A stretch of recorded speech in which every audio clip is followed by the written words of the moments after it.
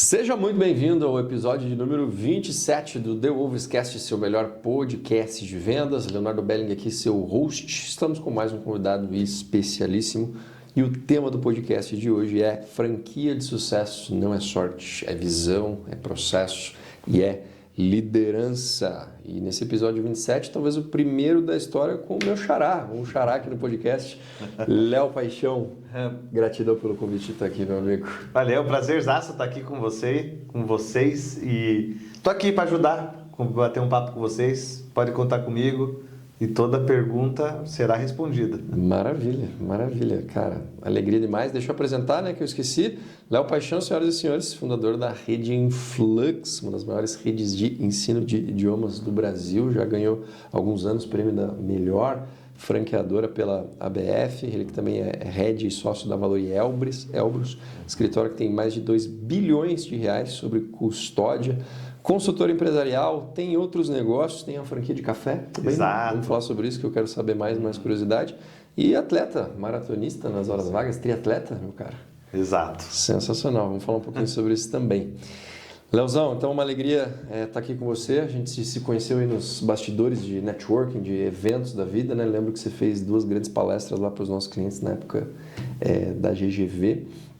E, cara, uma coisa que sempre me chamou a atenção em você é a tua simplicidade, né? Você não é um empreendedor de palco e cheio de técnica, e sempre um cara muito acessível, né? Com qualquer tipo de pessoa que te aborda. Eu queria saber um pouco mais da tua história, da onde vem essa simplicidade, puxou do teu pai, puxou da tua mãe, da tua família, né? Um valor que sempre teve com você, desde quando você estava começando até quando você começou a ganhar dinheiro, né? Da onde vem essa humildade? Legal, é muito legal a pergunta, né? E obrigado pelo convite, é um prazer estar aqui somando de alguma forma. Vamos lá, tomara que o pessoal goste aí do bate-papo. Cara, eu sou de uma família de classe média, de Curitiba, do Guabirotuba. Minha mãe professora de 4ª série a vida toda. Meu pai funcionário de multinacional, de colchões. Então, classe média, ok. E eu estudava em colégio de freira, porque minha mãe era professora, então os filhos tinham bolsa. Uhum. Né? Então, a gente estudava no colégio. E uma coisa assim muito simples, não tinha também grandes empreendedores na família, mas meus pais eles tinham uma coisa que eles fizeram muito bem aos 4 filhos, que era de que quando cada um deles chegasse aos 16 anos, em torno de 16 anos, eles faziam das tripas coração para enviar os filhos para um intercâmbio fora do país. Era padrão. É padrão, todos os 4 viajaram para fora na mesma idade, fazendo programas de intercâmbio. E então eu com 16 anos eu me vi morando nos Estados Unidos, numa família americana, Que legal. Sem falar inglês,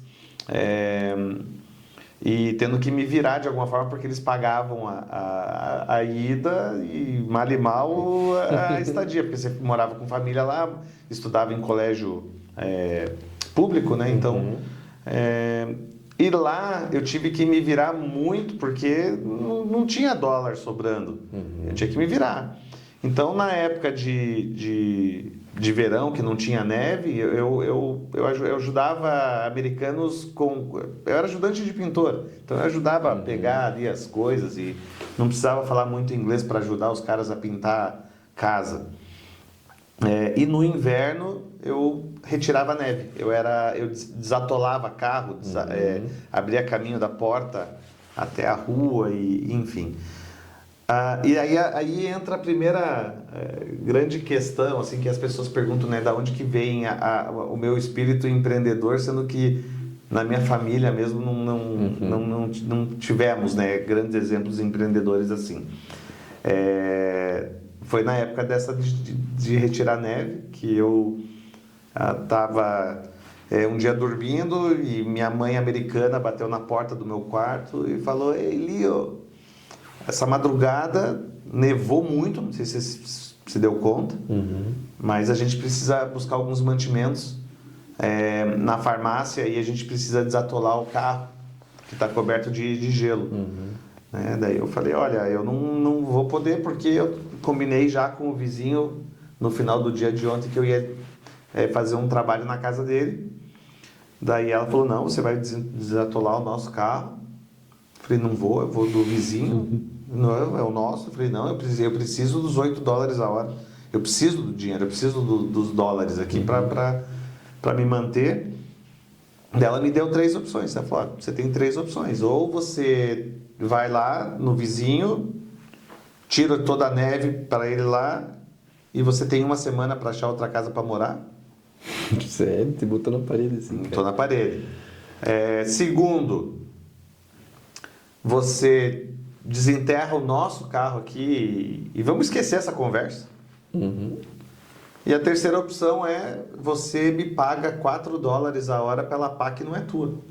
A pá ela é da casa, é minha. E você está usando o instrumento de trabalho que você está usando é meu. Então eu quero metade do teu faturamento. Eu falei, opa, eu com 16 anos comecei a ver, olha, acho que isso é sociedade que ela está me propondo.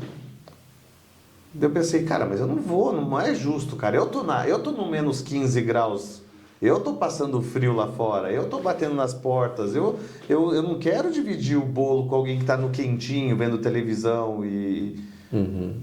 Aí eu tive a primeira chance de empreender na minha empresa, que foi comprar uma pá e sair da casa e morar em outra família. Você saiu, Eu cara? saí com uma pá própria. Então, quando eu saí do Walmart com uma pá minha, eu estava independente e tinha 100% das ações da minha empresa. Uau, cara. Que era uma pá. 100%. Cara, a partir daí eu comecei a ter coragem até demais, em muitos momentos da minha vida, para empreender, porque eu achava que esse era o espírito, era eu ter a minha empresa, eu consigo, eu sou corajoso, eu sou inteligente, e daí vai, quebra, vai, volta, que daí entra as aventuras do empreendedorismo como um todo. Então, quando você falou agora de ser acessível, tal, porque é na origem lá, né? A minha origem foi de muito... sem muito palco, sem estrelismo, sabe? É assim que eu sempre fui e vou ser. Não sei ser diferente, né? Então, eu gosto desse negócio de ajudar as pessoas, de dedicar parte do meu tempo na semana para ajudar pessoas, para ser voluntário em algumas frentes. Eu gosto disso. Eu dedico parte a isso. E gostaria que fosse mais, mas não dá. O tempo também, a gente tem muita coisa para fazer. Mas é isso, é simplicidade, e isso só te traz coisa boa, né? Então, assim que começou a minha vida lá, 16, 17 anos, foi em terras americanas. Qual cidade que era, Estados Unidos, curiosidade? Era uma cidadezinha grudada a Washington, D.C. Mas era na Virgínia, Falls Church o nome, uma cidadezinha pequenininha grudada em Washington. Então eu morei lá, terminei meu 2º grau lá, me formei lá na escola pública e retornei ao Brasil. Quando eu retornei ao Brasil, eu montei uma empresa O business plan era perfeito na minha cabeça. Voltei cheio de coragem e sem dinheiro nenhum, porque tudo que eu ganhava em dólar lá, eu viajava, eu fazia minhas coisas. Mas eu tinha um plano perfeito, porque eu voltei falando inglês muito bem, depois de morar lá e tal. Né? Com família americana, estudando em escola americana, eu voltei com inglês muito bom. E aí eu decidi montar uma empresa de transporte, onde eu era o motorista e o guia com os estrangeiros. Quer dizer, eu colocava o gringo lá atrás na van e eu ia mostrando Curitiba em inglês para esse público. Então eu não precisava pagar o motorista, porque eu era o motorista, e nem um guia que falasse inglês, porque eu mesmo falava. Então eu dirigia e explicava. Tá, aqui é o Jardim Botânico, aqui não sei o que. Daí 6 meses depois eu quebrei porque o meu business plan foi falho. Eu não sabia que carteira B não servia para van, para transporte de pessoas, que eu tinha que ter seguro para o passageiro, que tinha que ter tacógrafo, que quer dizer, uma série de coisas que eu não sabia. Eu achava que só o fato de eu ser o guia e motorista era uma empresa com custo baixo, e daí a van 90 e tanto por cento financiada, cada 30 dias chegava e eu não conseguia pagar a van. 3 meses depois começaram o banco vir e, enfim, 6 meses eu estava sem van e quebrado. Aí eu fui trabalhar de CLT, falei, eu não sou tão empreendedor assim, pensando bem, eu acho que eu não sou tão, não tenho toda essa coragem. Aí fui trabalhar em hotel, recepcionista, bilíngue, e daí nesse hotel tinha um grupo de empresários que alugava a sala para fazer reuniões. E aí começa a minha história com franquia, porque esse grupo de empresários eram todos franqueados de uma escola, de uma marca de franquia de idiomas. E esse hotel Lison tem aqui em Curitiba até hoje. E eles chegavam, muitos deles falando inglês, e eu respondia ali na recepção do hotel, respondia também e tal. E aí um dia eu recebi o convite. Falou, por que você não se torna professor de inglês, né? Porque eu imagino que o hotel é difícil, né? Eu falei, realmente, né? Sábado, domingo, feriado, Natal, Ano Novo, 8 horas em pé, aquele troço difícil, né? O hotel é difícil. Eu acho que eu vou arriscar. Eu falei, mas eu nunca dei aula, não sei como é que é. Ele, olha, não se preocupe. É uma franquia que tem processo, que tem metodologia, você vai assistir aula de outros professores, vai ganhar treinamento. Não é assim, você não vai cair lá, vai começar a dar aula do nada. Olha, interessante. E assim começa a minha saga em franquia, como professor, em sala de aula. Qual que era essa rede que você começou? Wisdom. Nossa, eu lembro Wisdom. Existe ainda? Não, quebrou. Quebrou? Nossa, eu lembro da propaganda. Foi. Ela já faz muitos anos. Tanto é que a história da Influx, ela vai da Wisdom quebrando e a gente surgindo. Cara, que interessante. Sabe, você fez o intercâmbio cedo, né? Que só abrir aqui que comemos demais hoje no almoço. A sabedoria dos teus pais de trazer você para o intercâmbio, né, teus irmãos também, e ter isso como algo crucial, que certamente eles não abriram mão, porque a visão que isso te amplia, né, de você sair da tua bolha, olhar para um mundo zilhões de vezes maior do que você, e novas perspectivas, né, o quanto o aprendizado de inglês abriu portas na tua vida. Então, tenho certeza que você, se não replicou, ainda vai replicar isso para os seus filhos. Eu viajei com 23 anos, fui morar 1 ano na Austrália. 10 meses, na verdade. E, nossa, cara, quanto isso me amadureceu, você amadurece, sei lá, 15 anos em um, assim, né, cara? Sim, sem dúvida. Não, lá em casa, os meus filhos não têm nem a opção. Nem opção. Meu filho está com 14. Ele próximo. Com 15 agora, ele vai fazer um intercâmbio de 1 mês como um preparatório para ficar 1 ano. Daí lá com 16, 17 ele vai para ficar 1 ano. Então assim, eu sou formado em turismo, tenho mestrado em turismo fora do país. Em outro momento eu fui para a Espanha, morar na Espanha 1 ano lá também fazendo mestrado e doutorado em turismo, que é a minha formação. E eu falo para todo mundo que o meu diploma de graduação de turismo, mestrado em turismo e doutor em turismo não me trouxeram o tanto que falar inglês me trouxe. Simples assim. Caraca. É impressionante. O falar inglês mudou minha vida. Até hoje. As portas que abrem. As portas que abrem. É impressionante. E hoje quem fala inglês... É que as pessoas falam que inglês já não é mais um diferencial, é uma necessidade, blá, blá, blá. O discurso é esse mesmo, ele é uma necessidade. Mas as pessoas não falam. Então, 3% da população brasileira fala inglês. Ainda 3%. É muito pouco, né? É muito pouco. Então, as pessoas falam, é uma necessidade, mas não fazem. Porque não querem. Sei lá. Então... Quem fala não está desempregado, não está ganhando pouco, porque são poucos os que fazem, o que fala. Então, as empresas querem o cara que fala. No mínimo, o cara é um professor de inglês que é requisitado, porque a gente precisa, falta professores de inglês no nosso mercado. Então, o inglês mudou minha vida.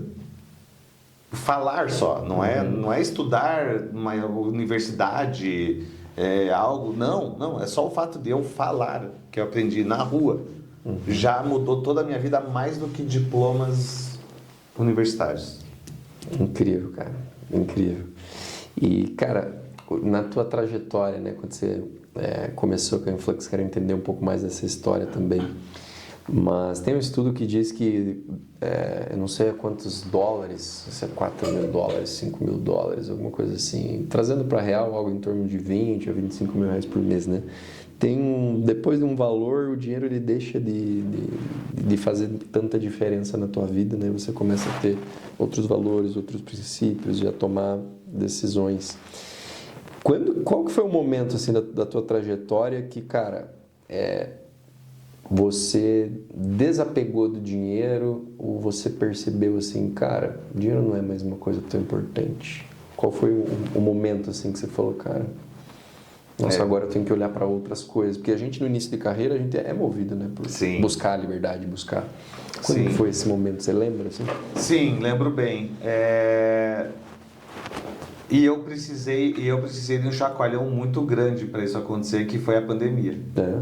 Porque eu dos 30, olha só, eu fundei a Influx, eu tinha 26 anos. Eu comecei a fazer o método com 25, fundei com 26. Eu não vi a cor do dinheiro dos 26 aos 30. Não vi. Eu até os 30 anos eu era quebrado. Reinvestia? Cara, reinvestia, não via, era difícil, tudo complicado. O meu sistema é de franquia, eu precisava de mais franquia para vender mais o meu método e era difícil. Eu não vi a cor do dinheiro. Eu comecei a ver a cor do dinheiro com 30. Aí eu comecei a construir algo. E quando você começa a construir, daí vem a sede, né? Cara, eu preciso construir e tal. Dos 30 aos 40, eu trabalhava que nem um louco. Eu viajava o Brasil inteiro, franquias e alunos e tal, e treinamento e bababá. E viajei muito pelas franquias, pelas escolas e tudo mais. Aí veio uma pandemia, eu tinha 40. 41. Aí eu comecei a ficar mais em casa, parei de viajar, aquela loucura que foi a pandemia. E só a pandemia me fez cair na real e falar assim, meu amigo... Valorizar aquilo que é importante. Tá com os filhos em casa, ou seja, ver os filhos crescendo... ver o trabalho que tua esposa tem de criar 2 filhos enquanto você está viajando pra caramba, você está com a esposa lá com os filhos e você nem está participando, você nem sabe o perrengue que é.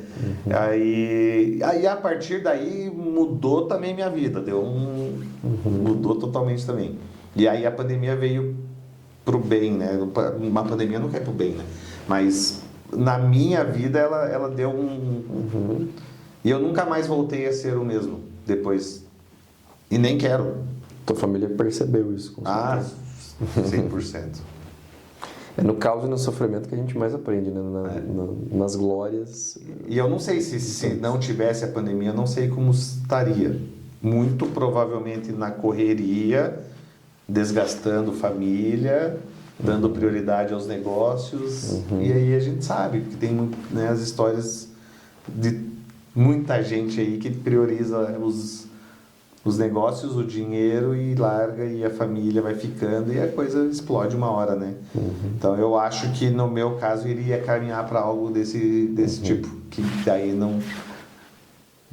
pelo cargo hoje é o contrário, é fortalecido, é a base familiar, entendeu? Eu precisei desse chacoalhão aí. Cara, tem tragédias que vêm travestidas de bênçãos, né? Bênçãos que vêm travestidas de tragédia, na verdade.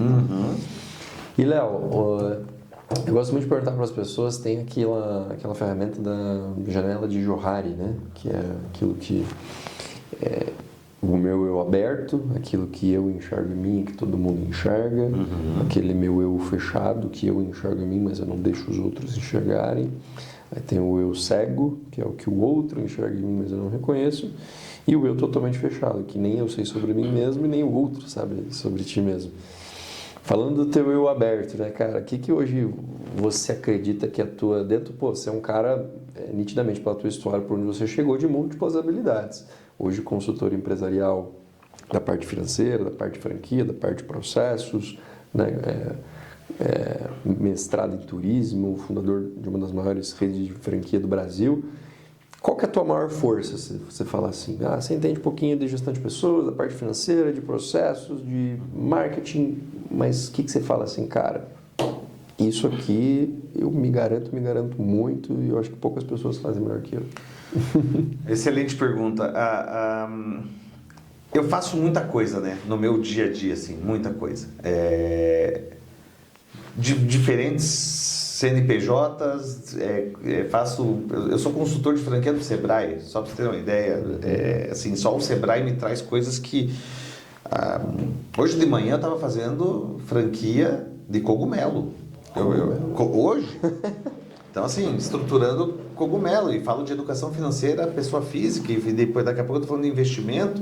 E eu estou falando de franquia, escola de inglês que nunca sai tá no sangue. Ou seja, é muita coisa. Sim. Mas tudo isso se resume, converge em uma única palavra, que é educação. E é isso que me move. É a educação. Seja ela financeira, seja ela de franquia, seja ela de empresarial, o que for. É a educação. E a educação, ela só funciona com metodologia. E eu sou um cara, eu ia falar um palavrão, mas eu sou um cara bom, me considero bom em estruturar metodologias, criar metodologias. Incrível. Para gerar educação e espalhar isso e expandir, entendeu? Então, às vezes, uma pessoa que tem um negócio pequeno, médio, sei lá, que quer expandir, eu não vejo uma outra maneira de não ser através de educação. Por quê? Porque ele vai ter que pegar aquela ideia dele, ele vai ter que replicar isso para expandir. E você replica como? Através de uma metodologia que vai fazer ele expandir, com mais pessoas aplicando aquilo também e criando um time que está remando para o mesmo norte. Isso me move. Fantástico. Como que eu tenho um exemplo, básico. Eu tenho uma lojinha no centro que vende coxinha. Como que eu vou expandir o meu negócio? Como que eu vou vender coxinha em lugares que hoje eu não vendo? Como que eu vou ter mais clientes que comprem a minha coxinha? Pô, você fica pensando, cara, como que eu vou fazer isso? Não sei, o dia a dia me consome, eu tô ali, tô naquele mundo. Eu vejo isso com muita clareza. Eu acho que isso eu faço muito bem. Com facilidade. Eu vejo, cara, o que eu tenho que fazer? A minha coxinha é boa, tem um produto. Opa, se o produto é bom, tem que criar processos. Replicar esse processo com mais pessoas espalhando a minha coxinha por aí. Cara, simples. Eu vou criar uma metodologia de educação. Ou seja, eu vou pegar pessoas que vendam a minha coxinha e abrir canais de distribuição para a minha coxinha, que hoje esses canais não estão abertos. Como que você faz isso? Aí eu acho que eu sou bom, entendeu? E converge no quê? Educação. Cara, simples assim. Quantos projetos de franquia você já ajudou a montar? Ai, cara, eu acho que uns 50. Uns 50 Mas projetos. 50 marcas já tem umas que já terminou, outras que estão em andamento. Tem bastante empresa hoje. Tem as que me procuram não para formatar a marca para virar uma franquia, mas aquela que já é franquia e está com dificuldade. Você fala, cara, Paixão, vem aqui. Eu já sou uma franquia, eu já sou uma pequena rede, mas eu tenho que reestruturar, eu estou com dificuldade de expansão, eu preciso, sei lá, melhorar processos, manualizar a universidade corporativa e tudo isso. Daí vão lá e chamam. Então pode ser no particular, pode ser via Sebrae, pode ser via ABF, tem várias formas, mas eu já fiz Se eu te falar aqui, eu falei de cogumelo, né? E é verdade, mas eu já fiz, eu faço muito academia, crossfit. Eu falei da coxinha porque aconteceu mesmo, de verdade. Eu fiz em coxinha, energia solar, lavanderia, hamburgueria, no ramo de alimentação, vários tipos. Então, assim, a minha esposa brinca comigo, assim, hoje o teu dia foi de que assuntos? Eu falar, foi cogumelo, coxinha, inglês, investimentos, educação financeira. Eu falo, meu, mas isso é muito enriquecedor, né, Léo? Vou te dizer que isso é uma das coisas que eu mais gosto do meu trabalho. Durante a semana, assim, você olha a agenda e você relembra, aí você vê os stories. Num dia aqui eu fui visitar uma indústria de automação, no outro dia eu fui visitar um comércio, no outro dia eu fui para uma distribuidora, no outro dia eu fui numa empresa de combustível. Não tem nada a ver uma coisa com a outra. Você aprende muito, né, cara? Nossa, muito. É muito legal isso. É verdade. E esse é meu dia a dia, mas ele converge em uma única palavra que é educação. Simples assim. Toda empresa, na verdade, ela deveria ser uma empresa de educação. Não importa o ramo. Porque você vai ter que replicar isso, a tua ideia. Você não faz uma empresa sozinho. E essa pessoa, essas pessoas que você tem junto, você precisa formá-las. Incrível, cara. Entendeu? Então, cara, não tem como fugir da educação. As pessoas falam, como é que você delega?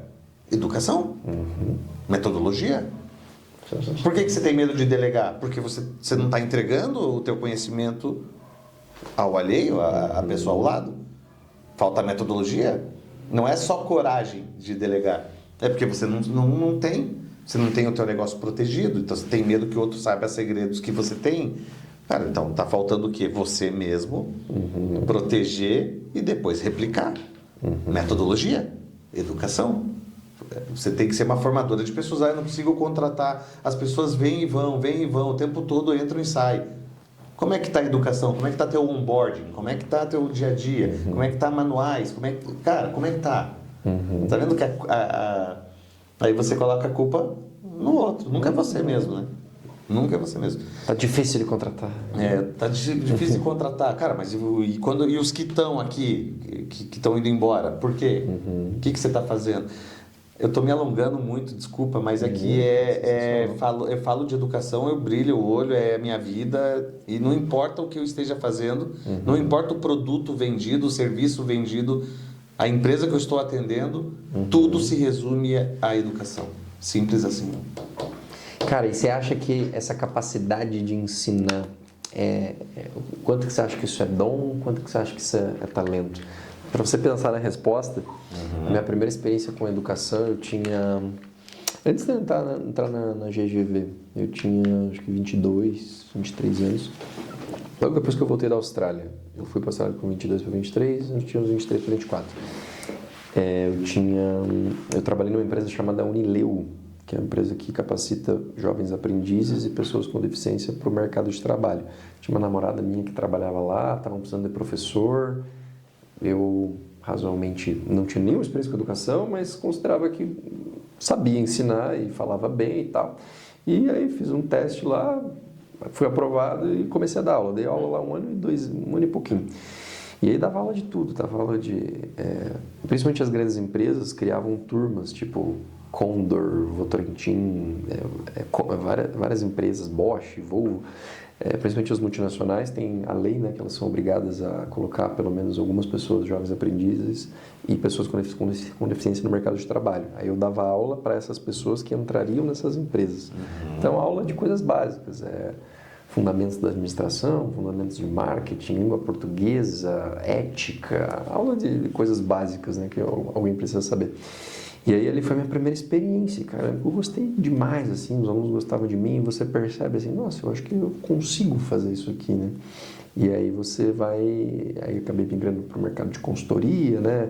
Já fui professor de umas 4, 5 escolas, aí, Escola Conquer, Transformatória, Centro Europeu, e vai virando uma paixão. E você percebe ao longo do caminho que você tem um certo talento para aquilo, porque muita gente tem uma dificuldade extrema, né? Tem um conhecimento absurdo numa área, nossa, eu fabrico uma mesa igual a essa como um mestre, mas eu não consigo fazer com que o meu filho ou com que meus funcionários façam uma mesa tão boa como eu faço. Como é que você vê essa questão do ensinar? Você tem que ter um chamado, um ikigai para isso, ou você pode estudar e de fato aprender a ser um bom professor? Cara, eu de verdade acredito que a educação ela não é um dom, assim. Eu nunca fui professor, eu aprendi a ser e fui bem treinado com uma metodologia já validada no mercado. Então, o mérito de eu ser um bom professor é do criador do método que dá de mão beijada para você o manual de como você conduzir o teu ensinamento. Tudo é ensinável, né? Então tudo é. Então, eu acho que o que você precisa é organização, entendeu? O teu método precisa ser ele precisa ser organizado e também protegido. Porque tem muita gente do mal no mercado aí também querendo fazer Ctrl-C, Ctrl-V do teu método. Então você tem que proteger também, porque você não pode ser o bobão da história. Eu te ensino a fazer o que eu faço. Vamos remar junto. Aí o cara fala, legal, gostei, mas vou remar no meu próprio barco e leva a cópia lá. Então, você também não pode ser bobo. Só que você não consegue sozinho também. Então você tem que... É engraçado, né? Porque você precisa replicar e precisa proteger ao mesmo tempo. Então, eu não acho que é um dom, que seja um dom. Eu acho que o que você precisa é organizar, ter uma base sólida de uma metodologia que você consiga replicar protegendo. Ou seja, isso qualquer pessoa comum pode ter. Eu tenho uma ideia de um negócio de loja de sapato. Por exemplo, cara, como que eu vou vender... Eu estou em Curitiba vendendo sapato. Como que eu vou vender sapato em São José dos Pinhais, em Araucária, em Londrina, em Maringá? Eu não preciso do dom da venda em Maringá. Eu preciso ter uma organização de uma metodologia que pegue e ensine uma pessoa de Maringá a vender sapato para mim. Então, é isso. Não acho que seja um dom. Acho que seja organização, fazer a base para poder replicar. Fantástico, cara. Sabe o que você falando me trouxe um insight aqui, ou um devaneio. O que você acha? Uma das habilidades que eu acho que é uma das mais importantes para o ser humano em qualquer área, na educação especialmente, é a organização. Só que eu acho que é uma das habilidades talvez menos procuradas, menos desejadas. Você vê alguém pesquisando assim no Google, curso para ser mais organizado. As pessoas querem curso de oratória, para falar bem, né? Que é curso de inteligência emocional, mas eu vejo que tem pouca gente no mercado. Existe uma escola de organização, tipo uma escola de inglês, uma escola que você vai se matricular para aprender a ser organizado. Porque talvez seja uma das skills, né, que os empresários mais buscam. E para você ensinar, você pode ser um baita comunicador, mas se você não tiver método, não tiver um passo a passo, não tiver a paciência de sentar e montar um playbook, montar um manual, cara, provavelmente você não vai conseguir replicar, né? Então, tá aí, eu não sei se essa palavra organização talvez ela não seja muito marqueteira, né? Não é uma coisa que às vezes as pessoas precisam muito, mas às vezes elas não sabem que precisam. E ela não tem um nome talvez tão chamativo mesmo. Mas ela está em todo lugar, né? Você vê desde um personal organizer, por exemplo, pessoas que contratam pessoas para organizarem inclusive as roupas do closet, né? As pessoas precisam. A gente falando de educação financeira, por exemplo, organização financeira. Cara, em casa, a gente não tem organização financeira, a gente não tem nem no colégio. Os nossos filhos não estão aprendendo nada de organização financeira, educação financeira. Não entendem sobre dinheiro. Né? Não se fala, é um tabu, inclusive, né? O dinheiro, falar de dinheiro, não pode falar. Organização. Por exemplo, eu tenho um método que eu mesmo criei de organização financeira. Pessoa física, eu lá com a minha família, eu, minha esposa, meus filhos e tal, eu tenho lá um... Eu sou, assim, 100% organizado, nos centavos. O Eduardo Ramos comentou isso comigo. Ele falou, cara, ele me mostrou uns números assim, tudo organizado, que eu fiquei chocado.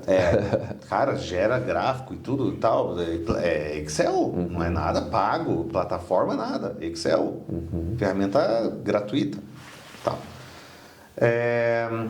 Aí as pessoas, meu Deus, do jeito que você é doente pela organização financeira, você deve gastar um tempão fazendo isso, né? Eu falo, cara, na verdade, por dia, me gera uns 2 a 3 minutos para eu já fazer tudo que eu tenho para fazer de finanças. Porque eu coloco os custos com a categoria.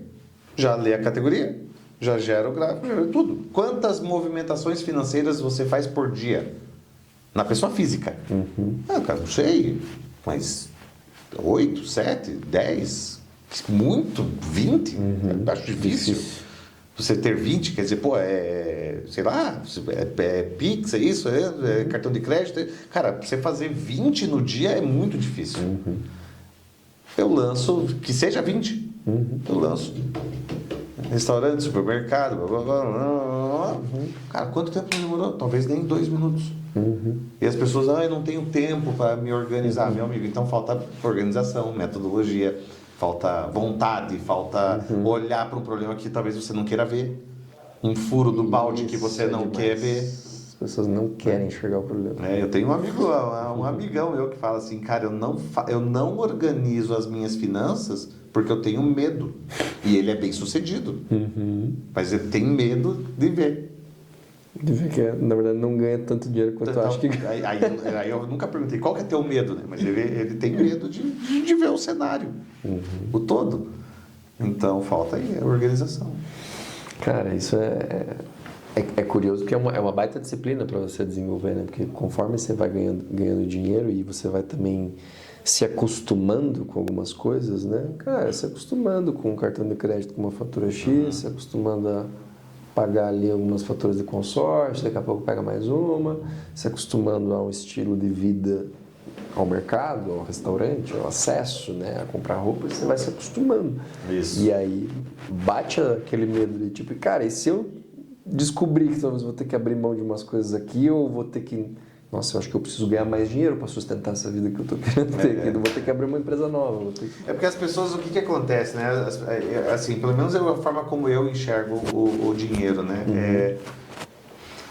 Eu estou falando de pessoa física aqui, tá? Porque a jurídica, eu vejo... É assim que eu vejo a coisa, tá? Eu vejo a jurídica abaixo da física. A jurídica, você trabalha que nem um condenado, você dá o sangue, você... suor, tudo. E esse CNPJ, o teu trabalho, seja CLT, seja como sócio, seja como for, tudo que você produz, o dinheiro vai para tua casa. O resultado disso tudo. Se você é um CLT, ganha 3 mil por mês, 2.500 por mês, esse dinheiro vai para onde? Vai para cima na pessoa física, certo? Então, beleza, até aí tudo bem. O problema é a pessoa física não ter a organização, não ter a educação, não ter a vontade, sei lá que palavra usar aqui, de perceber que quanto mais ela depender do que está aqui vindo daqui de baixo, pior. Com os juros altos no nosso país, a gente tem que usar ele a nosso favor. Onde é que eu quero chegar? Que, por mais que você tenha um resultado que talvez esteja aqui em cima no 0 a 0, um pouquinho positivo, um pouquinho negativo, o que você tem que fazer é que o dinheiro jogue a teu favor. Como que ele joga a teu favor? Através de aplicações, investimentos, operações que você faça que gera renda passiva. Passiva, você está dormindo e você está ganhando dinheiro em cima do dinheiro que você já ganhou, que você já produziu. E aí entra uma pira de você querer cada vez mais fazer dinheiro em cima, não em cima do teu trabalho, do teu suor, mas você vai suar, vai continuar brigando, lutando para trazer dinheiro para cima, aí você vai conter gasto, você vai trazer mais dinheiro do teu trabalho e daí você vai começar a pensar muito em o que fazer com a sobra, seja ela pequena, seja ela grande, seja o que for. Aqui eu estou falando com um milionário e estou falando com um endividado. Total. Né? E aí você começa a ter o controle, a organização, o controle de que, cara, quanto que eu preciso juntar para que eu não precise trabalhar, ou precise trabalhar menos, pisar no freio. E aí entra uma meta pessoal. Cara, e aí começa a ficar bonito. Porque daí quando você tem uma meta, você tem uma missão, meu amigo. Tem que chegar. A gente, cara, põe uma missão aqui na mesa para nós dois. Nós vamos botar sangue no olho e nós vamos bater, espancar a meta. Não é assim? Ah, tem que ser. Tem que ser. Venda é isso, né? Cara, eu vou espancar essa meta. Eu não vou bater a meta. E aí entra a coisa bonita, porque você vai falar, meu amigo, nós vamos conseguir, vamos lá. Fala com a esposa, fala com o esposo, vamos unir forças, vamos unir o financeiro, vamos fazer acontecer, vamos conter o gasto aqui, vamos pôr, né? E vai construindo. Quando você chegar lá na frente, você fala, cara, putz, hoje de 100% do meu rendimento familiar, uma bela fatia da pizza, ela vem de um dinheiro passivo. Sensacional. Putz, cara, dá pra eu pisar no freio, dá pra eu me estressar menos, dá pra eu delegar mais. Dá. Vem um Trump com uma loucura, você fala, cara, beleza. Eu tô bem calçado com o que o dinheiro passivo traz para minha família, e aí você vai jogando o jogo mais leve. Sensacional. É isso, é assim que eu faço, pelo menos. Cara, queria te perguntar da franquia de café. Como é que é o nome? Zing. Zing significa energizado em inglês. Energizado. Como é que surgiu? Zing. E quantas Cara, unidades vocês estão? Como é que vocês estão? A gente está no começo, são 8 unidades. Zing surgiu da pandemia. Os franqueados das nossas escolas de inglês, são 200 hoje no Brasil, né? 200 franquias hoje no Brasil que durante a pandemia falaram, meu amigo, a gente está sem aula, as escolas todas fechadas. Eu acho que a gente poderia pensar em alguma coisa que trouxesse mais faturamento aos franqueados. Que a gente pudesse, de alguma forma, oferecer, trazer fluxo de pessoas, alguma coisa para movimentar, porque a pandemia vai caindo, vai acabar a pandemia e a gente precisa... Eu e os meus sócios sentamos e decidimos que a gente poderia fazer um café, aonde o café fosse... Mas não para brigar com os players de café do Brasil, mas sim fazer um café que a gente montasse no mesmo metro quadrado das nossas escolas, onde o metro quadrado já está sendo pago. O aluguel já existe. Sim. Então, a gente monta no metro quadrado. Então, na DRE não teria aluguel.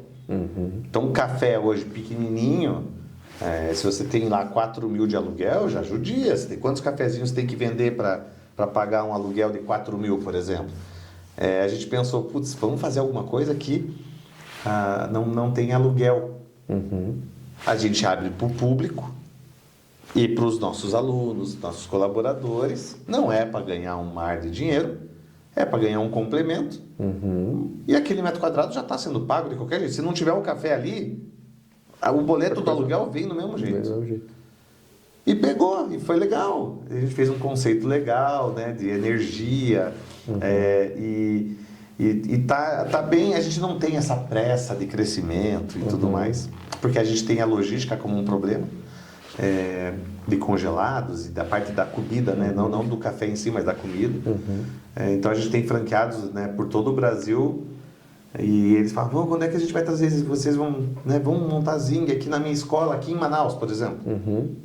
A gente fala, calma, porque não é só o café.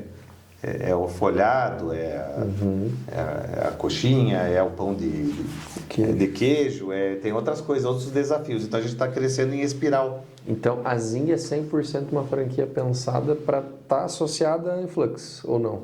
Não necessariamente.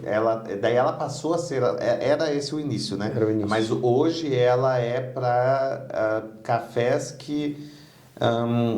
que não tenham aluguel de espaço, que a gente consiga otimizar um quadradinho de um outro local. de um outro local. Então a gente montou, por exemplo, dentro de clínica, por exemplo.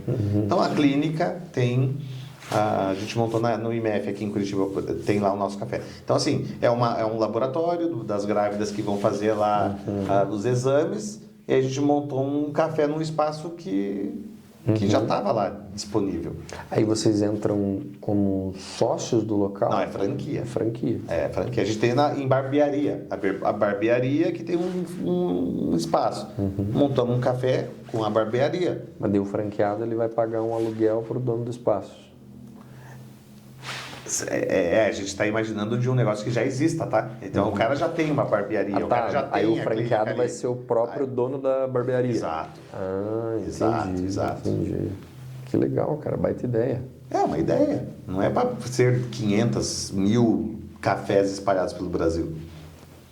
Mas é uma ideia diferente. E aí, como é que você faz para superar a objeção? Não, beleza, eu tenho, sei lá, uma academia aqui, eu acho que faz sentido ter um café naquele quadradinho lá, mas por que eu não vou abrir a minha própria marca e contratar a franquia? Aí entra metodologia, organização, universidade corporativa, toda a parte, a estrutura da franqueadora e dar marketing pronto para o cara, aí entra a franquia. Aí o assunto... Aí é o assunto de franquia. Por que eu vou abrir uma hamburgueria e se eu posso fazer o meu próprio hambúrguer? Por que eu não abro uma escola de inglês de bandeira branca e vou abrir uma Influx? Aí entra um monte Pela facilidade de por ter um uma negócio. série de coisas que você entrega, né? Cara, muito legal, velho. Muito legal mesmo. E me fala assim, quais são... Duas perguntas, porque eu acho que elas são um pouco próximas, parecidas. Todo negócio pode virar uma franquia... Sim ou não e por quê? E para os negócios que viram franquia, quais são os principais erros que você vê? Assim? Os caras, puta, a franquia não dá certo, e aí tem processo trabalhista, daqui 2, 3 anos não existe mais a marca. Tá, vamos lá. Todo negócio é franqueável desde que tenha margem para o ganha-ganha. Margem pro ganha-ganha. O franqueador, dono da marca, precisa ganhar. E o franqueado também, que apostou na marca e vai montar lá no mercado dele, lá na comunidade dele, na cidade dele. Então, isso é bem importante saber. E todo negócio é franqueável desde que dê dinheiro para ambos os lados. Certo. Porque às vezes você tem uma margem muito pequena e você não consegue dar renda, faturamento, lucro, se você colocar mais uma pessoa no jogo, que seria o franqueado no mercado dele. Sim.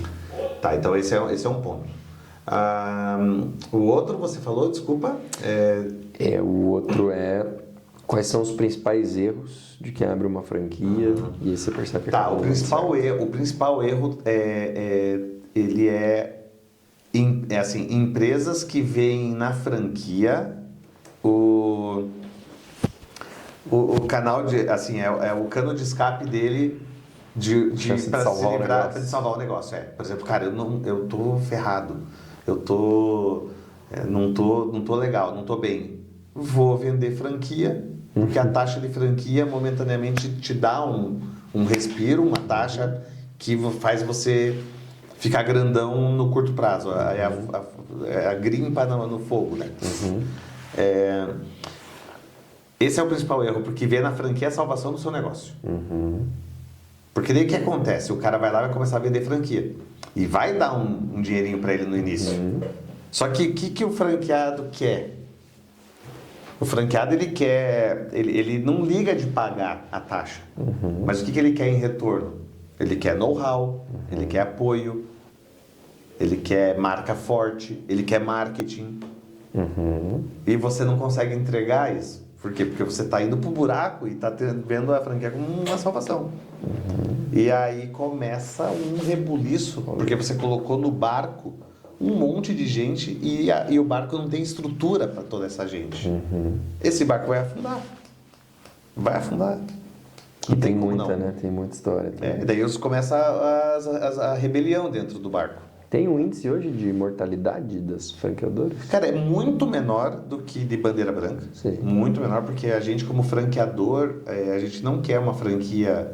A gente não quer que a nossa marca feche no mercado. Então, quando você está sozinho, a taxa de mortalidade, ela é, acho que nos primeiros 5 anos, 70 para 30, né? 70% das empresas fecham em 5 anos, se eu não me engano. Isso. E aí na franquia é o contrário. É 30. Não sei se é 5 anos, eu não tenho na minha cabeça o estudo bem certinho, mas é algo próximo disso. Então, assim, a franquia se a gente tem uma franquia, por exemplo, eu acabei de montar lá em Portugal, por exemplo, a gente tem 2 lá em Portugal. A minha franqueada fala, eu vou fechar. Da Influx? Da Influx, a gente tem 2 Influx lá em Portugal. Então, a minha franqueada lá de Portugal fala, eu vou fechar. Putz, cara, tem um monte de plano A, B, C, D para eu manter essa unidade lá. Se ela é uma bandeira branca, ela não tem para quem correr. Ela vai fechar e acabou. Franquia não. Franquia eu posso achar comprador, eu posso a franqueadora assumir, eu posso dar subsídios para ela sobreviver mais tempo. Eu posso fazer um monte de coisa para minha marca não fechar. Eu posso falar com meus franqueados do Brasil que queiram ter lá e fazer uma gestão à distância, ou se mudar para lá mesmo. Enfim, tem um monte de plano. O fechar é o plano Z. Então, por isso que a taxa de mortalidade é muito menor. Sensacional. Além de Portugal, está em outros países também? Não, a gente começou só por Portugal.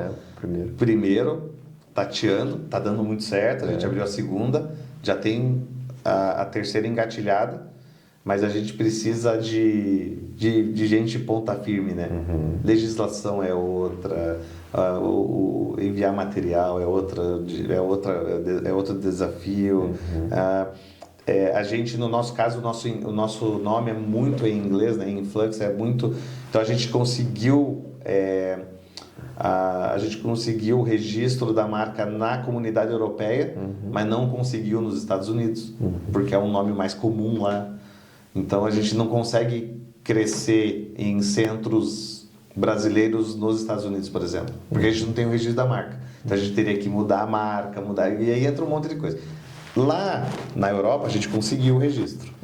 Mas aí, como é que a gente vai entrar? A gente ensina inglês para pessoas que falam português. Aí, como é que a gente vai colocar para espanhol, para italiano? É outro desafio. Então, a gente não é assim um produto, né? Um celular que você vai vender na Itália, vai vender nos Estados Unidos, eu vendo serviço, né? Conhecimento. Então, o buraco é mais embaixo. Mas a gente está muito feliz em Portugal, tem muito para crescer ainda. Por lá. E lá a gente não montou na cidade grande, a gente montou na cidade pequena. Braga e Barcelos.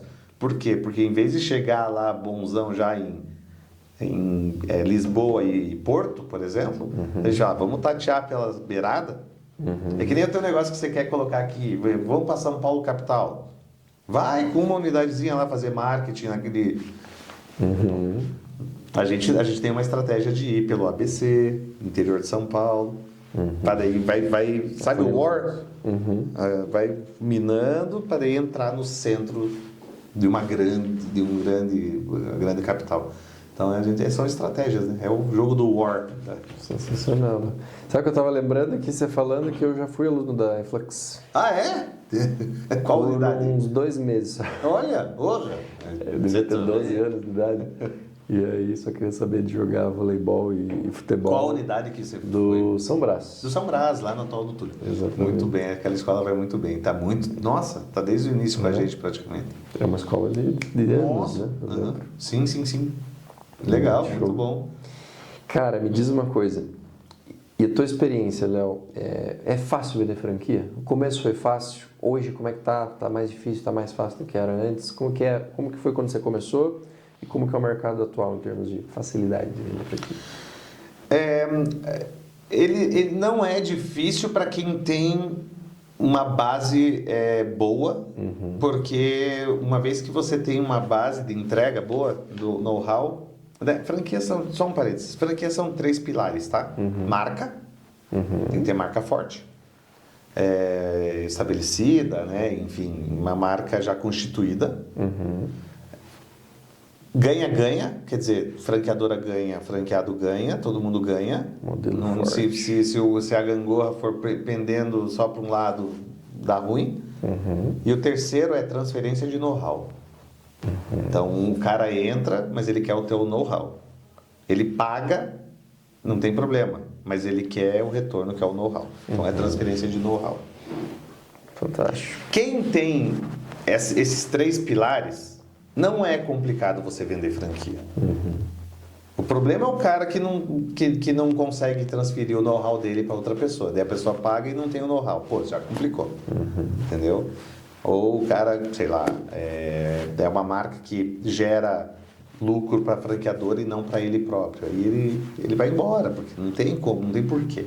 Então não é difícil. O difícil é estruturar de uma forma sólida para você poder replicar. Uma vez que você tem uma base sólida, você vai trazendo um franqueado, outro franqueado, e a base é muito boa. Daí esse franqueado que entrou, ele começa a fazer boca a boca. E esse franqueado também, ele começa a ver que, putz, cara, se uma me dá isso, se eu tiver 2, 3, melhor ainda. Então ele mesmo começa a abrir mais franquias. Sim. E a coisa vai acontecer.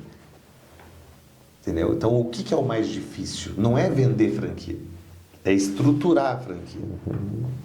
Metodologia, organização, aquele negócio que a gente já conversou. Hoje o teu perfil de franqueado em Flux, você tem um perfil só ou você tem um perfil que oscila híbrido? No sentido daquilo que, né, o pessoal fala, o perfil operador, que ele vai conduzir, que ele vai estar no dia a dia, que ele vai estar na gestão, e o perfil mais investidor, que vai querer botar um gerente e tal.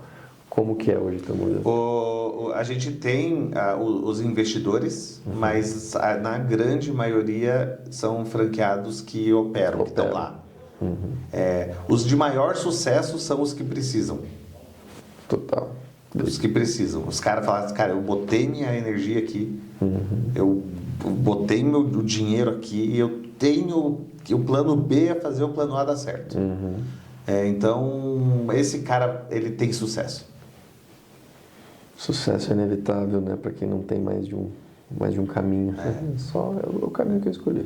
O investidor é aquele que daí vai ficar vendo só números. Né? O meu mundo é educação, então o cara não tem apego pela educação, ele tem apego pelo número. E isso daí acaba que ele vai um pouco na contramão do que é educar, né? A gente mexe com muita coisa, né? A gente mexe com o cara que quer promoção na empresa, que quer viajar, que quer dar para o filho aquilo que ele não teve, o filho de fazer uma boa prova no vestibular, de ter fazer um intercâmbio. A gente está falando de vidas, né? Claro. Sonhos. Então, eu acredito que eu não vendo inglês, né? Eu vendo a ferramenta para o cara conquistar um sonho. Então, hoje são 60 mil alunos na nossa base, né? Ativos, né? Fora os que já passaram, que nem você. Os ativos hoje são 60 mil alunos estudando no método e todos eles têm uma história de oportunidades que o idioma trouxe para a vida dele. Seja o que for, seja para uma criança, para um adolescente, um adulto, seja para quem for, abre portas. Isso é incontestável. Com certeza. O idioma abre portas. Nossa, a importância de passar isso, né, para todo o teu ecossistema, para o teu vendedor que está lá na ponta vendendo franquia. Cara, você não está vendendo franquia. Aí ele fala assim, cara, tem muita gente que fala assim, mas o meu dia a dia não exige inglês, né? O meu dia a dia. Aí eu sempre falo, de novo educação, né? É o professor na veia. Eu falo, mais de 90% do conteúdo na internet, no mundo, está em inglês. Então o cara que tem lá um gênio da área dele, vamos ser, sei lá, a área do cara, seja qualquer área, vai ter um gênio na área dele. Sim. Na Índia, sei lá, no Japão. O que esse cara da Índia, no Japão, na China está produzindo É inglês. tá no idioma dele, indiano, sei lá, mandarim, que você não vai entender nada, e aquele conteúdo tá em inglês também. E aí você está deixando de ter conhecimento, de estudar sobre a área que você atua, porque você está ligado aos 2% a 1% que está em português. Olha o tanto de conhecimento que você deixa, porque você não tem acesso a nada lá de fora. Né? Você tem uma parte traduzida para o português, aquele troço todo, mas você perde demais, conteúdo demais. Sensacional, cara. Muita oportunidade. Nossa, a globalização, o inglês é básico, né? Fundamental. Me diz uma coisa, Léo, falando sobre IA. Certo? Qual que é o risco que você acha que a IA representa pro negócio de escola de inglês? Ou você acha que, muito pelo contrário, não tem risco nenhum, ela vai só potencializar, né, o crescimento da rede, né, das pessoas aprenderem mais inglês? Eu falo risco no sentido da gente perceber hoje, né, por exemplo, gente treinando, por exemplo, IA com o ChatGPT. Né? Como é que você vê, né, essa questão de risco versus, na verdade, poder até potencializar ainda mais? Como é que você vê? Eu vejo como uma grande oportunidade de a gente agregar, né, a nossa metodologia, ganhar escala, velocidade no aprendizado com ele. Com ele, eu não vejo isso como, eu não vejo o IA como um problema, e sim como uma ferramenta que agrega. Eu vou dar um exemplo básico. O IA pode aprender sobre você, sobre o Léo, que gosta, sei lá, de gastronomia, ou de esporte, ou de vendas, alguma coisa. E tudo que a gente ensina, ele vai alimentando você do idioma com temas em inglês que se adequam a você. Porque o IA aprendeu que você tem esse perfil. Eu já sou de um perfil diferente, sei lá, tem outras... meu negócio é a música, é o videogame, sei lá. Então, vai adaptando. Isso é muito legal, é muito, muito bacana, potencializa, cria velocidade. Então, no curto prazo, eu não vejo como uma ameaça. Sim. Eu vejo como uma oportunidade.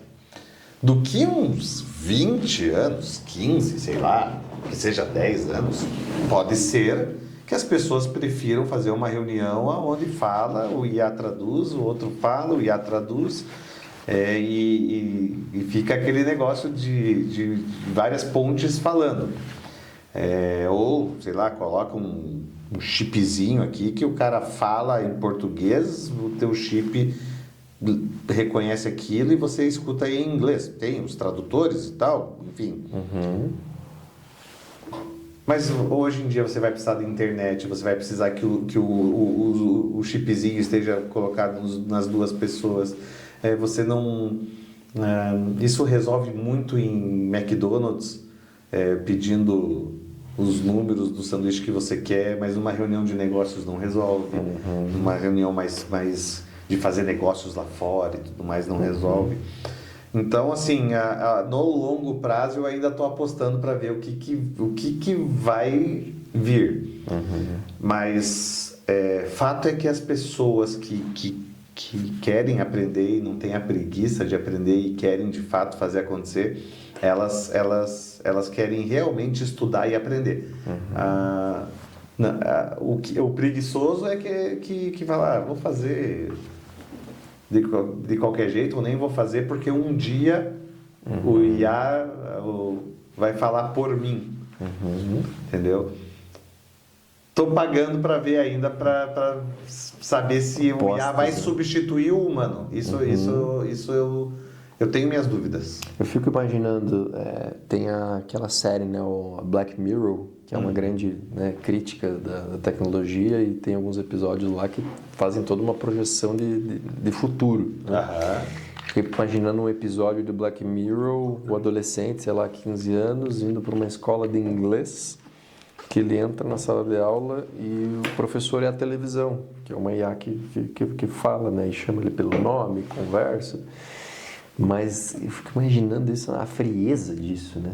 De tipo, eu realmente quero ficar só num ambiente entre paredes e, né, uma IA ali me ensinando. E eu acredito talvez num modelo mais híbrido, né? Sim. Assim como você fecha o olho, cara, você consegue imaginar uma sociedade onde todos os carros que você vê não tem pessoas, é só os carros sozinhos dirigindo e as pessoas talvez só no passageiro ali, né? Eu acredito que a gente vai chegar em níveis assim, mas eu acredito talvez num modelo mais híbrido, talvez, né? Onde... O idioma, no caso dos idiomas, ele é bastante complicado porque tem... a gente lá chama de chunks, né? Que são pedaços prontos de algo que você quer falar, que é uma expressão que, quando traduzida, ela é outra coisa. Né? Você fala aqui... E se for traduzir ao pé da letra, não vai fazer sentido nenhum. Então, às vezes você coloca no tradutor e tal, traduz exatamente o que você quer. Palavra por palavra, que o resultado não é a expressão que eu gostaria de falar. Então, assim, é um desafio da tecnologia também, porque um dos desafios do IA é o prompt, né? É você explicar o que você quer. Então, se você não sabe explicar, ele não vai te dar a resposta correta. Sim. Então, eu acho que isso ainda tem um caminho pela frente. E nesses anos todos, eu tenho 21 anos de franquia de idiomas. Eu passei por tanta coisa de que as pessoas falaram que meu negócio ia acabar nesses 20 anos. Muita coisa. Não vai ser agora, né? Desde gripe aviária, que não podia mais ninguém ficar aglomerado, que ia todo mundo morrer, que não sei o que lá. Que a sala de aula já não ia mais funcionar, não podia ter gente. O Covid foi, né? A pandemia vai acabar. O chip, a lente que traduz, o chip que você põe, a caneta que fala por você, tudo isso daí todo ano tem. Então, que está condenado, que vai acabar, que eu estou há 21 anos e não acabou. Pelo contrário, a pandemia, todo mundo falou agora é online, tudo é online, e a gente não foi para o online, a gente não foi com a manada para o online, a gente foi para o híbrido. E o que a gente está vendo agora? O retorno para o presencial. Como uma consequência, né? Cara, sabe que você falando isso, até essa pode ser um bom corte. João. Por que a IA não vai acabar, na minha visão, Léo? Porque o ser humano é duas coisas que ele nunca vai deixar de ser, a não ser que a gente vire alienígena e se transforme numa outra espécie. Um avatar do mundo. Porque o ser humano ele é duas coisas. Ele é extremamente sociável e ele é emocional. Enquanto nós formos sociáveis e emocionais, nós precisaremos estar em contato com gente, a gente precisa olhar no olho, a gente precisa pegar na mão, a gente precisa, senão a gente passa mal, senão a gente entra em depressão, senão a gente morre. Então eu acredito muito na IA como um modelo híbrido, talvez para acelerar o aprendizado. Né? Isso eu também, é exatamente acelerar, vai acelerar, mas se você acabar com o contato com pessoas, o ser humano deprime. Né? Tem gente que vai nas nossas escolas, o pai quer levar o filho, por quê? Porque quer tirar de casa, quer tirar da tela, porque quer que estude inglês, no ambiente de inglês. A gente aqui fazendo podcast, olha que legal, o ambiente é todo da empresa, é legal. Será que se eu fizesse um podcast, eu na minha casa, você na tua, online ali, será que seria a mesma coisa, cara? As pessoas estão vendo que não é a mesma coisa. Não é o poder do presencial. O presencial é fantástico, a experiência... Os eventos de network aí bombando hoje, né? Você vai num restaurante bacana, numa experiência bacana, é a mesma coisa que você pedir daquele restaurante a comida para você comer em casa, são experiências diferentes. Né? E a gente está vendo um movimento muito grande de retorno às escolas presenciais mesmo. As pessoas querem sair de casa, querem que o filho saia de casa, saia da tela, saúde e tenha mental. Experiência com um professor que está lá, está te motivando, está ensinando. Então, a gente ainda não tem o receio de todo mundo substituído por uma super... não temos. Muito bom, Léo. Cara, encaminhando para a parte final, fazer uma pergunta que talvez na prática você não lide tanto hoje, né? Porque você já tem um baita time de vendas, mas queria entender que, a gente é apaixonado por comportamento humano, né, cara?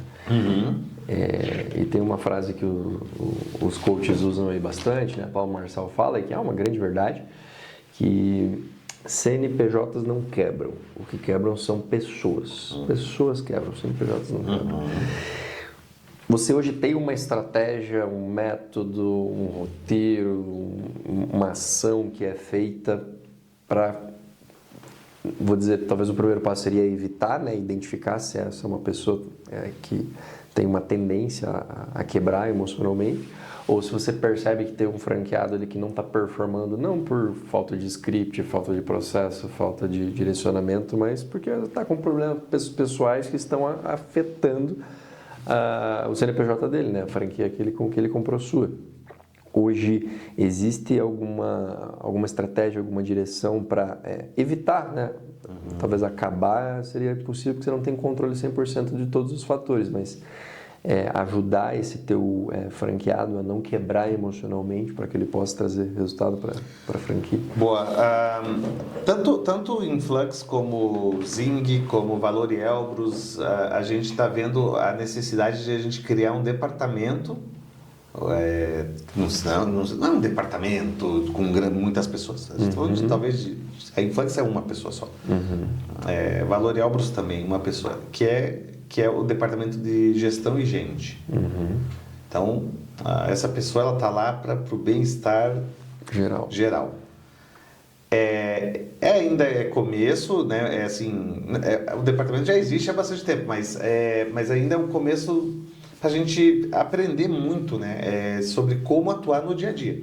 É um desafio. Então a gente cuida das pessoas, né? A gente está lá fazendo um monte de movimentos e tudo mais. Mas pessoas são pessoas, né? É difícil mesmo você lidar, né? E entender apaziguar e todos os lados. Então eu falo assim, a gente está atento a isso, mas a gente não está longe da faixa preta. A gente está iniciando, né? É um desejo, é construindo isso, né?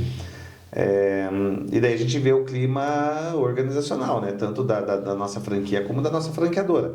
Porque a franqueadora também, a gente precisa de pessoas centradas bem emocionalmente para prestar serviço para os nossos franqueados. Quem é dono de negócio, que abriu um CNPJ, abriu uma escola de inglês, um investimento, talvez da vida dele muitas vezes, esse cara não é bobo. Ele não quer um atendimento qualquer. É um cara exigente. Total. Valor e Elbrus, tem um monte de investidor lá, né, XP. Cara, esse cara não é bobo. Ele juntou o dinheiro dele, está investindo, ele quer um dinheiro passivo, ele está lá, ele não quer um atendimento meia boca. Então a gente precisa treinar o time interno para prestar esse serviço de uma forma coerente, emocionalmente bem e tudo mais. Então eu acho que as empresas que atuam mais profissionalmente com isso, ela tem um caminho lindo pela frente, porque as empresas estão tentando, como eu estou citando aqui, mas ainda precisa de ajuda de fora. A Influx, por exemplo, a gente tem uma pessoa lá que cuida de gestão e gente. Ela busca ajuda de fora. Ela sozinha é difícil de ver todo o clima organizacional, fazer os testes todos de como que está o clima, seja da pessoa, seja do departamento dela, seja dos sócios. Então a gente faz os testes para ver o clima de cada um, do seu departamento e da empresa como um todo. A gente faz com a ajuda de terceiros, porque a gente não tem a capacidade de fazer isso internamente. Não é nem o nosso foco desenvolver isso. Sim. Entendeu? O que a gente deixa, na verdade, é uma pessoa que coordene isso tudo, junto a empresas terceirizadas que tragam soluções para dentro. Ela é a ponte. Não sei se eu respondi a tua pergunta. Não, entendi. A gente faz, a gente se preocupa com isso, mas não é faixa preta nisso. Legal, cara. Vai sair agora, eu acho que é uma grande tendência, assim, a NR31, que vai obrigar as empresas a terem todas as empresas a terem um programa de desenvolvimento de saúde mental. Né? Então, vai explodir, né? Já é grande esse mercado de treinamentos de inteligência emocional, esse tipo de coisa. Né? Então, as empresas, né, precisam, né, passar por esse processo de preparação para olhar tanto internamente quanto talvez para clientes, de alguma forma. Né? Porque Sim. a coisa está atrelada à outra. Sim, sem dúvida. Maravilha, Léo. Cara, que bate-papo sensacional. Eu vou fazer a última pergunta, Tá. porque, eu quero ouvir a tua visão como vendedor. Eu acho que todos nós somos vendedores, né? Sim. Nascemos vendedores porque a gente vende inicialmente as nossas ideias, né? Sim. A partir do momento que você está se comunicando, você está se vendendo para alguém. Qual que seria a tua dica assim, para o empresário que está no momento que precisa crescer, né? Precisa vender mais, precisa, eu chamo de você quebrar tetos, né? Precisa quebrar teto de vidro. O que na tua visão são os pilares básicos assim, de uma empresa que precisa entrar no estágio de crescimento? O que esse empresário precisa fazer para vender mais? Cara, eu não quero de forma alguma vender o meu peixe, mas eu vou falar de um dado real. Tá? É um dado real, um dado americano, de uma pesquisa americana que eles divulgaram no evento da NRF, lá, o maior evento de varejo do mundo, né? E os americanos trouxeram nessa pesquisa dizendo que até 2035, perto de 90% das empresas só sobreviverão se fizerem parte de um grupo, de um contexto coletivo. Uma comunidade. Os lobos. Até 2035... próximo de 90% vai ter que fazer parte de um grupo para sobreviver. Se você for um sozinho, muito provavelmente a tua jornada vai ser bastante complicada, a não ser que você tenha muita gordura, para poder sobreviver a esse mar vermelho, né?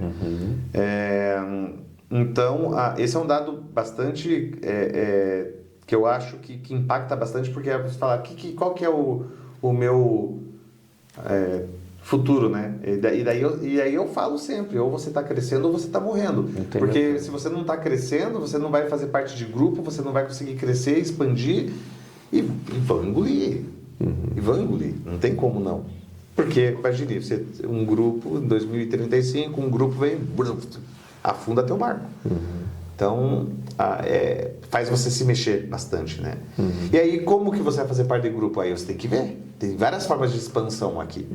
Né? Eu escolhi franquia, mas tem várias outras formas. Né? Eu acho que franquia faz sentido porque, para mim, por N motivos. Podemos falar sobre isso mais um podcast inteiro. Mas tem um monte, tem licenciamento, tem representação, tem formas de fazer lojas próprias. Você pode pegar financiamento de banco, você pode pegar sócios, tem várias formas de você crescer. Sim. Você tem que ver o que é melhor para você. Então aquele cara que está lá, que está crescendo, primeiro, vendas vai ter que vender, né? Você vai ter que, você vai querer crescer, expandir, você vai ter que vender. Vender para o banco a tua ideia, vender para o sócio a tua ideia, vender para o franqueado a tua ideia, você vai ter que vender. Inevitavelmente. E para você vender, você precisa estar convicto do que aquilo que você tem na mão realmente faz a diferença. Não é algo, né, aleatório que está por trás. Você vai ter que... É difícil você vender aquilo que você não acredita. Claro. Né? Todo mundo sabe disso. Ou seja, quem quer expandir, ele tem que achar canais, formas que melhor se adaptam à realidade dele. E a partir do momento que você vê esse caminho, venda. E aí vai. Maravilhoso, cara. Que massa, Leozão. Gratidão, cara, por compartilhar conhecimento com a gente. Para mim, trouxe várias fichas aqui que eu anotei que servem, inclusive, algumas coisas que você falou para o meu momento de empresa, meu momento de vida pessoal financeira também. Então, cara, você é uma inspiração, baita empreendedor aqui local, né, curitibano. E, vende teu peixe aí pra galera, pra quem quiser conhecer a tua consultoria, pra quem quiser ser um franqueado em Flux, não sei. Boa. Então, eu estou nas redes sociais, eu sou bem ativo, né? Gosto de publicar bastante coisa sobre franquia, sobre negócios, sobre investimento, sobre educação financeira. Então, o pessoal pode me encontrar aí nas redes sociais muito facilmente. Respondo, não tenho uma equipe que responde por mim, não tenho nada disso. Então, me manda mensagem, me adiciona nas redes sociais. Arroba qualquer? leonardopaixão.oficial ali no Instagram, estou no LinkedIn, quer dizer, então pode entrar em contato comigo pelo direct. E a gente já troca figurinha pelo WhatsApp mesmo. Meu telefone ele é aberto para o público. Não tem muito segredo, assim, sabe? Eu sou bem aberto a conversar e trocar ideias. Não tem estrelismo nenhum, holofote nenhum. E se você tem alguma dúvida, né, de como expandir, como fazer organização financeira, como pensar na família ali também, futuro, sei lá, seja o que for, tá ligado de alguma forma à organização e educação, eu estou pronto para ajudar. Maravilhoso, Léo. É isso. Uma empresa está crescendo, ela está morrendo, não tem meio termo, né, meu irmão? É assim que eu penso. Cara, gratidão por essa aula que você me deu aqui, Valeu, cara. Obrigado. Sensacional. Esse foi o episódio número 27 com o Leonardo Paixão. Franquia de sucesso não é sorte, é visão, é processo e é liderança. Esse foi o nosso episódio, meus caros. Uma ótima semana e semana que vem estamos de volta para mais um episódio do The Wolvescast. Forte abraço. Boa, cara. Show de bola. Que massa, Leozão. Não sei quanto tempo durou.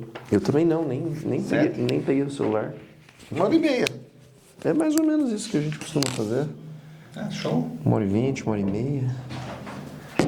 Léo, esqueça. Oi? Na foto, não esqueça. Cadê o João? João, vai na câmera, só olhar os dois na câmera. Qual foto? Qual câmera? Câmera do meio? Câmera do meio. Ah, tá.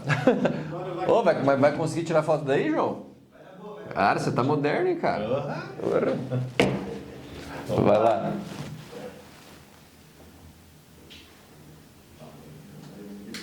Oi! Oi? Boa. Que massa.